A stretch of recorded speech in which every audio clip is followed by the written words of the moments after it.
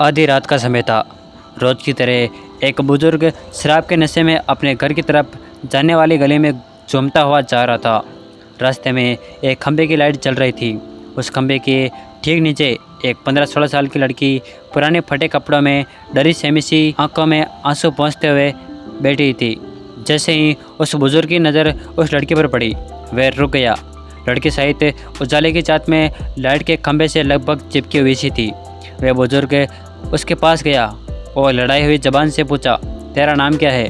तू कौन है और इतनी रात को यहाँ क्या कर रही है? लड़की डरी सहमी नज़रों से उसी को देख रही थी। वह उसके पास गया और अपने साथियों के साथ वहाँ से चला गया कि शराब के नशे में बुज़ुर्ग से भी शंका हो रही थी। फिर भी उसने हिम्मत करके बताया, मेरा नाम रूपा है, मैं अनाथ आश्रम से भाग आई हूँ।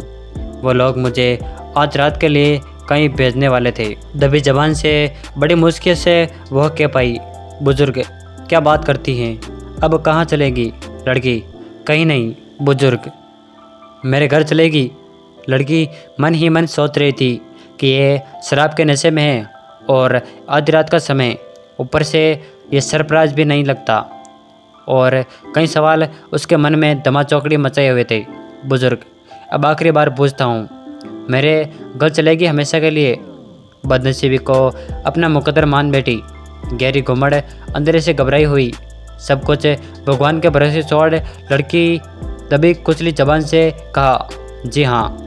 उस बुजुर्ग ने जड़ से लड़के का हाथ पकड़ा और तेज कदमों से लगभग उसे घसीटते हुए अपने घर की तरफ आगे बढ़ गया। वह नशे में इतना धुत था कि अच्छे से चलकर भी नहीं चल पा रहा था। किसी तरह लड़खड़ाता हुआ अपने मिट्टी से बने घर पर पहुंच गया और कुंडी को बजाया।